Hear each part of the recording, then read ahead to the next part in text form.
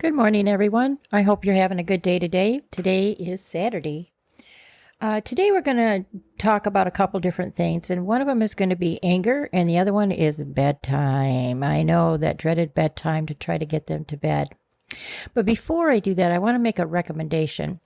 I know many of you have probably heard of Helen Keller and Anne Sullivan. I recommend seeing that movie. There's the newer one called The Miracle Worker. And I think it's a good movie for people to see that have kids that are on the spectrum or having some behavior problems. I've had other parents watch that movie and have learned from it. So I recommend that one. Also, I am a person of task box, TASK box. And if you can get on Teachers Pay Teachers or some other websites, they will have a lot of them for you to do, and it's so much easier. Make those tax boxes. It's a lot of work at first, but it's a lot easier after that. And then just go get a task box, especially if you're homeschooling, and say, okay, you're going to do this task box, that task box, and this one today. Those three. They should have 3 a day, especially younger kids. And you can do them for older kids too. And I will give some suggestions on task box at another one that I will do later today. And I will make a note of that also. So let's now talk about anger. We're going to talk about anger with you first. If your child comes home and he has a bruise on his arm or something, and he says a kid hit him, should you get angry and show it? No, don't. Because if you get angry and show it, then it's going to make him or her more angry. Yes, deal with it and talk to the teacher and do what you need to do, absolutely, to try to solve the problem. It could be, your child hit first and who knows what happened, but whatever the situation is, just, say, okay, we're going to handle it. We're going to go talk to the teacher, maybe talk to the child and try to get that situated. Now, what if your child has broken something of yours or disobeyed you? Should you show anger? Yes, you should. You should show anger that, hey, I'm upset with this. You broke something of mine. You broke a rule. You didn't listen to the direction, something like that. It's okay to get upset. That's the kind of anger that they can see in a positive way. Not to the point, that, sorry about my cat meowing. She wants to help, I guess, today. She has a doctor's appointment soon. But anyway, let's get back. So anyway, those are okay kind of anger to show. But you have to, even though you're upset that they got hurt or whatever happened, it's still, you have to kind of control that in front of them so it doesn't escalate for them when they go back to school the next day and they're like, okay, my mom's angry, I can be angry. No, we don't want to do that. Or my dad, whoever it was. Okay, now I want to talk a little bit about bedtime.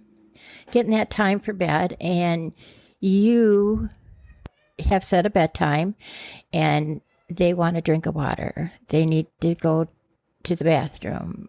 Can they watch one more movie? Tell another story? Can I have a snack?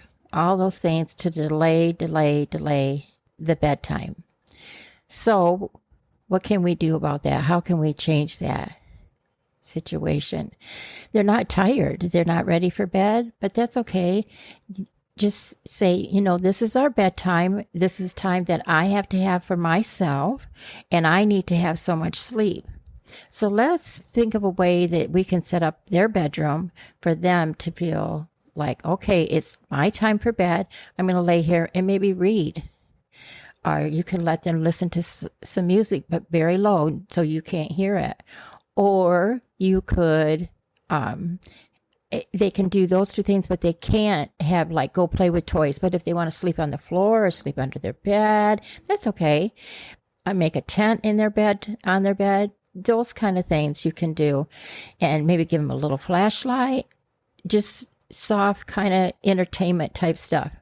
And before they are ready to go to bed, like I say, their bedtime is 8:30. Well, by 7-ish, be not doing activities like out there running and playing basketball or whatever they're doing. And then all of a sudden, okay, take a shower, let's get a snack and then go to bed.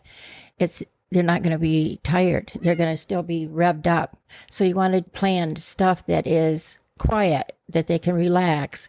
Maybe watch a TV show, maybe read a story, play games, just stuff that will relax them, and try to limit their blue light, like on their phones or iPads or even TV. You want to limit that a little bit because that does keep people awake. I know some people fall asleep with the TV, but with a child, maybe you should limit some of that at that time.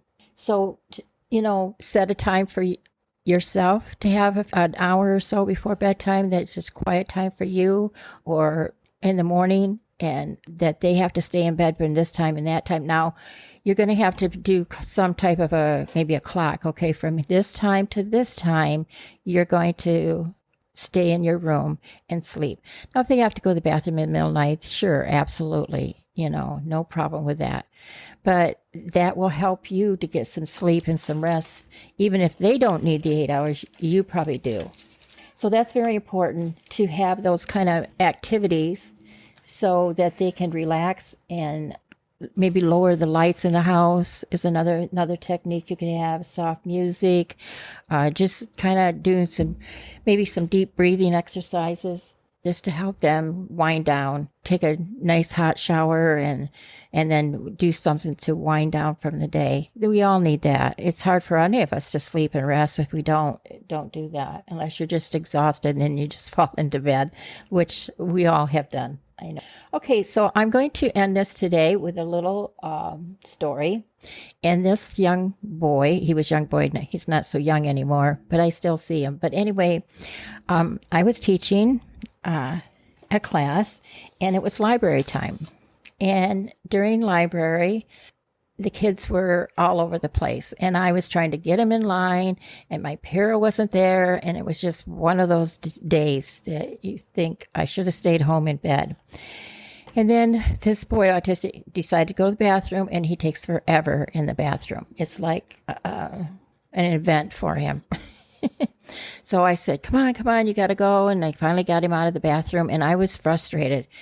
And he stood in front of me and wouldn't let me pass. And I kept saying, I'll just call him Mr. L. Mr. L, move away. So I got to go with it. And he just kept going, dodging in front of me until I finally stopped. And he put his hands on my shoulder and looked at me and smiled like, calm down, lady. It's going to be all right. I was like, and all I'm going to do is laugh like, oh, you're right. So I took a deep breath. He was using strategies that we taught him to try to get me to calm down and just say, it's okay, we're going to be all right. And got everybody together, checked out our books, and left. But he saw the frustration in me and how I wasn't reacting like I should have, and took a moment to calm me down. And he's on the spectrum too. So he did a good job. I was proud of him. And that's all for today, and I hope to talk to you soon. One more thing before I go. I want to give my email. If you want to drop me a line, give me suggestions, would like me to do some research on something, I'd be happy to. And it is Debra, DEBRA 055 @gmail.com. Again, that's G as in God, Debra, DEBRA 055 @gmail.com. Thank you.